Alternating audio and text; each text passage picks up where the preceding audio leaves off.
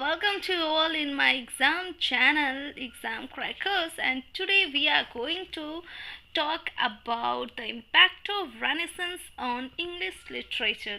In previous video, we talked about the genres of English literature and the major writers and their works, and today we are going to talk about the impact of Renaissance on English literature. यानी कि जो English literature था renaissance period में उसका क्या प्रभाव पड़ा। ठीक है, जो अंग्रेजी साहित्य पर पुनर्जागरण का, रेनेसेंस का क्या प्रभाव पड़ा।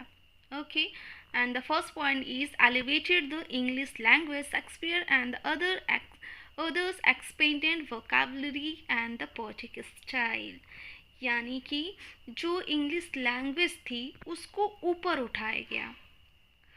शेक्सपियर और जो अन्य वोकाबलरी थी, जो पोएटिक स्टाइल थी, उनको एक्सपेंड किया गया, विस्तार किया गया उनका। The second point is introduce humanism. इसमें जो था ना ह्यूमनिज़म, इसकी जो शुरुआत हुई, यानी कि जो लिटरेचर था उसको रिलीजियस सब्जेक्ट से हटा करके, रिलीजियस थीम से हटा करके जो सेंटर आइडियाज़ था वो ह्यूमनिज़म को किया गया। यानी कि धार्मिक चीज़ों से हटा करके जो मानव केंद्रित जो विचार थे, उनके थॉट जो आइडियाज़ थे, उनको सेंटर्ड किया गया।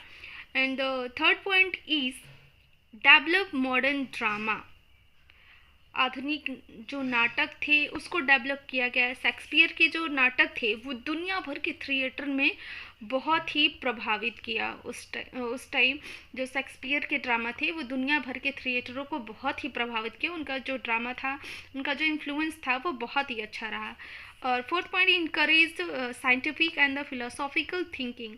Bacon essays promoted logic and the reasoning.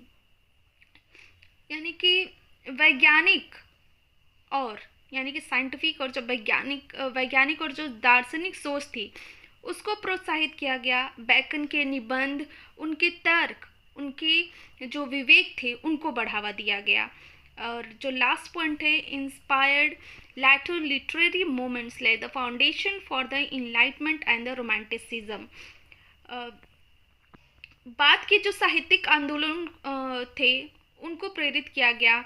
Enlightenment बोले तो प्रबुद्धता एंड रोमांटिसिज्म, उनकी नींव रखी गई। बाद के जो आंदोलन थे उसमें इनलाइटमेंट और